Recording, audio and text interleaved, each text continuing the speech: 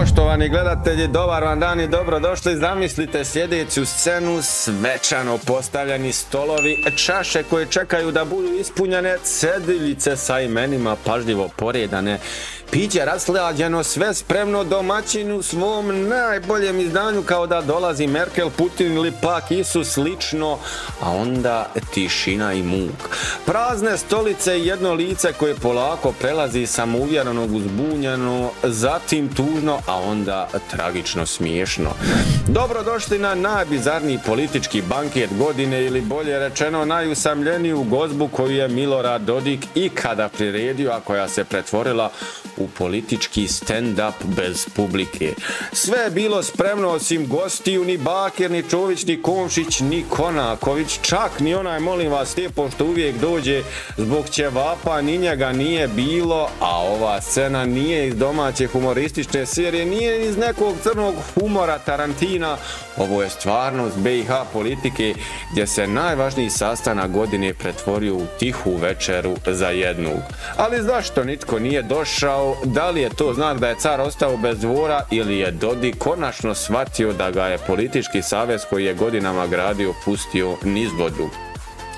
Ostanite do kraja, dragi moji, jer u nastavku slijedi prava satirična analiza političkog fijaska, ali s dramatičnim plot twistom koji mijenja cijeli pogled na ovu, kako bi mi to rekli, poštovani naši gledatelji, političku šaradu.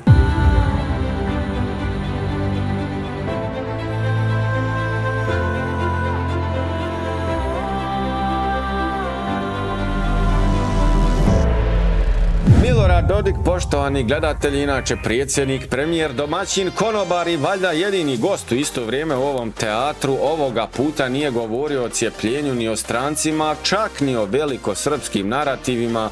Ovoga puta govorio je zidovima i kamerama RTRS-a, jer nitko drugi nije došao. Kao iz hollywoodskih filmova gdje mafijaški bos organizuje večeru da pošalje poruku, ali mu nitko ne odgovori, sve izgleda glamurozno, ali sve miriše na očaj. Stolovi su postavljeni kao za diplomatski prijem, ceduljice sa imenima lidera, na jednoj piše Bakir Izetbegović, ali Baketu ni traga, na drugoj Čovića nigdje, Denis Bećirović, a ni njemu ni traga. Elmedi Konaković kao da ga je progutala zemlja, Željko Komšić je možda poslao hologram, ali je i on, izgleda, dragi moji, kasnio. Dodik pokušao da održi govor, kamera ide izbliza, vidimo oči koje više ne sijaju moć nego frustraciju. Riječ je o unutrašnjem dijalogu, odnosno riječ je o unutrašnjem dijalogu zvuče kao loša pjesma iz 80-ih, ni aplauza ni osmijeha, samo par službenika koji ga gledaju kao da čekaju kraj radnog vremena. RTRS se trudi da sve izgleda državnički, ali ni montaža ne pomaže. Komentari na društvenim mrežama kreću da divljaju. Jedan kaže banket za egomanijake, drugi kaže kad ti nitko ne dođe na rođendan, ali ti i dalje pjevaš sam sebi, a treći kaže ovo je kao kad djeca naprave čajanku za plišane medvjediće, samo što Dodik nema ni njih. Ali čekajte, dragi moji, što ako sve ovo nije bila greška? Što ako Dodik namjerno organizuje banke znajući da nitko neće da dođe, kako bi poslao poruku svom narodu da je on taj koji je žrtva, da ga izoliraju, da je on onaj jedini koji brine? Možda je ovo performans, politički teatar u kojem on glumi izopćenog heroja. Jer nakon fijaska Dodik izlazi pred kamere i kaže: mi smo pokazali spremnost za dijalog, drugi su ti koji ne žele razgovarati, mi želimo mir i stabilnost. I tako od usamljenog domaćina postaje mučenik, a narod koji ga gleda na RTRS-u vidi žrtvu. Gledaoca koji nije upućen može i ponijeti emocionalna priča, ali svi znamo istinu. Dodik ne traži dijalog, on traži scenu, kamere i priču koje je on centar svemira. čak ako to znači banket u tišini, pa dragi moji, onda neka to tako i bude. Ova scena bi možda nekad bila tužna, danas je komična, jer lider koji je navikao na aplauze sada priča zidovima, a zidovi ne odgovaraju.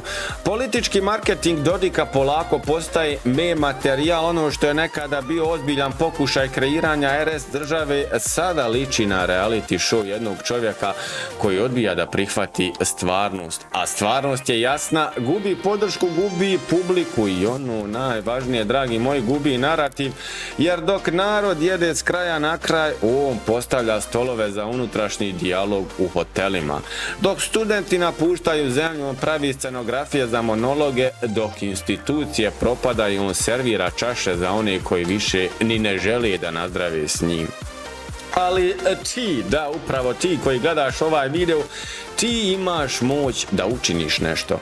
Ako ti je dosta ovog političkog teatra, ostavi komentar i reci šta stvarno misliš o svemu ovome. Ako te nasmija ovaj video, lajkaj ga, neka se čuje glas naroda, naravno podijeli ovaj video, neka svi vide veliku večeru maloga cara i na kraju ono najvažnije, zapratite dragi moji kanal, jer ovdje istina dolazi osim ponekad u dramatičnom stilu i sa dozom dramaturgije, ovoga puta boga mi sa dozom satire koju ne možeš da dobiješ nigdje drugu. Jer ako već živimo u političkom cirkusu, hajde da mi budemo ti koji će ismijavati klaunove.